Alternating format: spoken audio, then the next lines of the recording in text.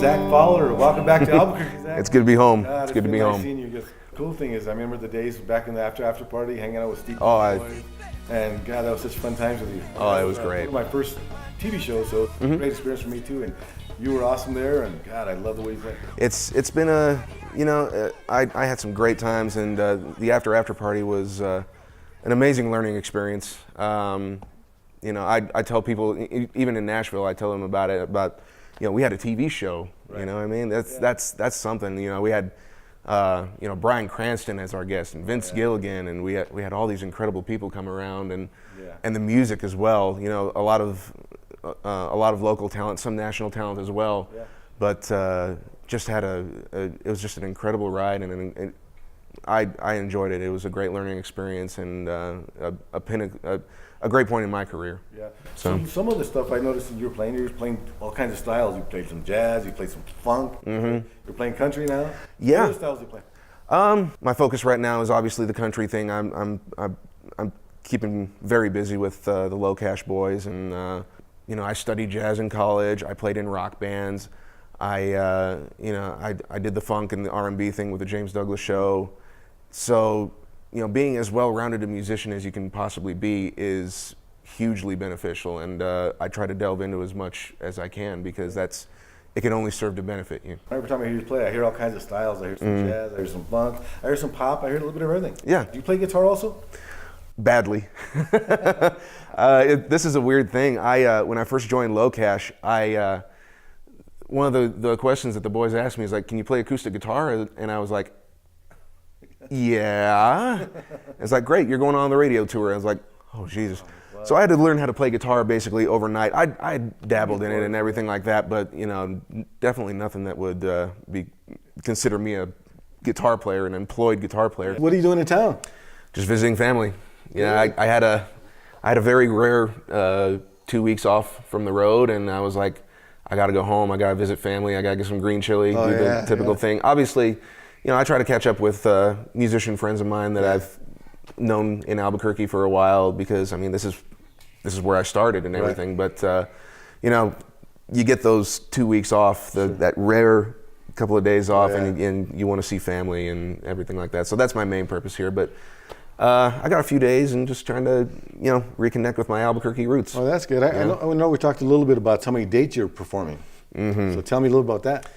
Gosh, these guys, Locash, Locash is infamous for never coming home. Yeah. They work a lot, and I finished up with these guys, I think, with about 190 dates for the year. Wow. And then outside of that, the boys also do radio stuff and stuff like that. I'm pretty sure they got well over 200 for the year. So wow, that's a lot. They stay busy, and it's a good thing, obviously, but it's you don't get home much, so you relish the time at home as much as you can.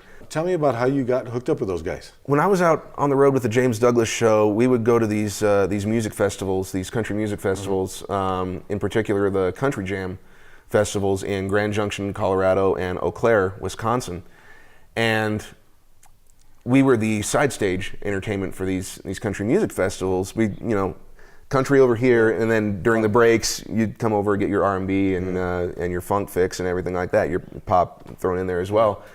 And then during their breaks, the Locash boys and the band would come over and sit in with us and jam along with us, and we'd talk shop and laugh and drink beers and things like that. And I stayed in touch with the guys. The bass player at the time, he had taken another gig, and I was like, okay, well, I'm planning on moving out to Nashville anyway. I'll audition, see what happens. And at first I didn't get the gig, but I moved out to Nashville anyway, took another gig with an artist on Warner, and that work kind of dried up. But February of 2015 came around, and I got the phone call from their band leader at the time, and he was like, "Hey, what are you doing right now?" I was like, "Sitting at home, freezing."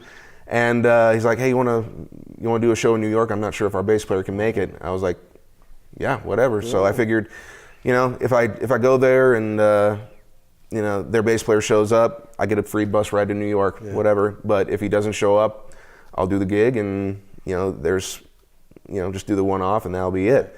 I ended up getting asked to join the band on that run, but I only packed for one show. Wow. The guys asked me to do 8 dates after that for the radio tour. I was like, nice. well, I'm gonna have to stop at Target and get some clothes. So, but the rest is history. Tell me a little bit about what's going on in Nashville, the scene in Nashville. I've been there one time for the NAMM show, and that was such a great time. I love the barbecue I ate there. I can't remember the place, but I know it's good there. The food in Nashville is unbeatable, as is a testament to my. Well, like burritos, yeah. Yeah, well, that too. I mean, yeah, we both live in cities where the food is incredible. But the Nashville music scene, I mean, it's one of those things that's just open 24/7. Obviously, you got Broadway, where it's just a constant barrage of music all day long, starting at 10 in the morning, going until sometimes 3 or 3:30. On top of that, you've got your offshoots of Broadway. I mean, there's music bars all over the place. It is Music City. Yeah. There's literally music all over the place, and it's such a fun thing to be a part of because it's you never run out of things to do musically, and but at the same time, I'm not home a lot. Yeah. So when I am able to get home and enjoy it, it's nice to know that I got something I can go to, and it's like, oh, you're home for a little while. Let's get you on a session or something like that. So it's literally a never-ending thing in Nashville. It's a 24/7 operation. There are slow times in the year, like now for the holidays. November into maybe late February, it just kind of slows down. But from then on through the summer, it's just. Busy, it's a crazy. So have you played city. the Grand Ole Opry? I've played it many times. Yeah, cool. I think I just finished up my 10th or 11th time there, maybe even more than that. I'm not sure, but I've been very, very blessed to play the Opry. It's a surreal thing to be a part of, and not only that, but I got to play the original home of the Opry, which is the Ryman Auditorium. Right. I got to play that 3 times over the holidays. Nice. They moved the Opry over to the Ryman Auditorium for the holidays, and so not only the Opryland Opry, but the Ryman as well. So it's one of those things I don't get tired of. I've seen you on a couple of TV shows. There's probably been a bunch of them. I know that you're on Megyn Kelly. And tell me other shows you've been on. Well, Megyn Kelly, the Megyn Kelly portion of the Today Show, and that was actually my 3rd time playing the Today Show in that respect. I've done the Today Show twice, plus the one with Megyn Kelly. I got to do Jimmy Kimmel Live last year. I got to do The Talk on CBS. I got to do an acoustic thing for Fox and Friends on Fox News. Yeah, it's been the past 2 years especially have been incredible in that regard. It's been fun watching your success because I tell my buddies, you got to see my buddy. He's in Nashville. He's doing it. I'm trying. He's living the dream. Yeah, I'm never in Nashville. I'm always on the road, but I mean it's been an incredible ride. I used to see you every year at the NAMM show. I know this year you said you can't make it, which is kind of a bummer. Yeah. But I know that you've been one of those guys that always were endorsed by a lot of companies that sell product, like Paul Reed Smith and different people like that. Yeah. Tell me about some of your endorsements. I know you have some great ones. The thing about endorsements, from my perspective, is that I'm the one doing the endorsing. I'm not the one that's endorsed. I'm endorsing them. Correct. Because this is equipment that I rely on night after night. It's consistent. It gets done what I need to get done every night, and so I'm the one endorsing them and trying to bring people to them. But I've been very blessed to endorse some very high-profile companies especially in terms of bass gear. Paul Reed Smith, I actually I hooked up with them very recently, actually, and I had been wanting to try out this bass for quite a while. It's the Gary Granger model, Paul Reed Smith. I think they also call it the core bass. Yeah. And finally, their artist relations person calls me up and says, "Hey, I got a bass back from Tom Beaupre from Florida Georgia Line. I know you've been wanting to try out a bass. He didn't want this one. Do you want to give it a try?" I was like, "Yeah, great." Yeah. And so I tried it out, and it came to me with a few nicks and scrapes and scrapes and scratches and things like that, because Tom is very rough on his gear, but an incredible player though. But I tried it out, and it was just the most versatile instrument I could imagine, and so In terms of endorsements, having Paul Reed Smith behind me and being able to represent them is a blessing. Do they make their own pickups? Those are actually Paul Reed Smith pickups, yeah. Oh. Paul Reed Smith actually made those pickups.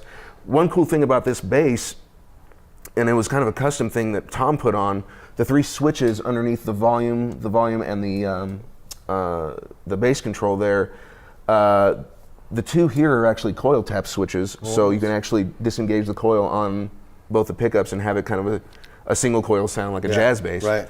And then the last switch underneath the bass knob there is, actually I think that may be the treble knob, I'm not sure. I have to have it in my hand to know what it is, but that's actually a master mute switch. And so if I'm on the other side of the stage from my rig or my pedal board, I can still mute my bass and not have to touch the volumes and that's nice. anything like that. So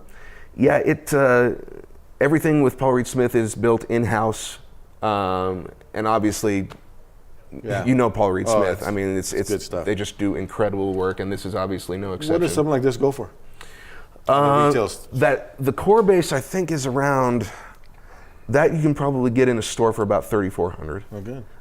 And then you add the options on until you get to the private stock stuff, which is closer to more like $9,000. So, but do they make a fretless version of that? If you want them to, if you want them to, you want, they'll do whatever you want. Shop, It's it is truly a custom company, and they're awesome. They're amazing. I mean, I can't say enough about not only the tone but the versatility of it. It's very, very Paul Reed versatile Smith's the instrument. best. You know, that's one of the best you can get. Oh yeah, absolutely.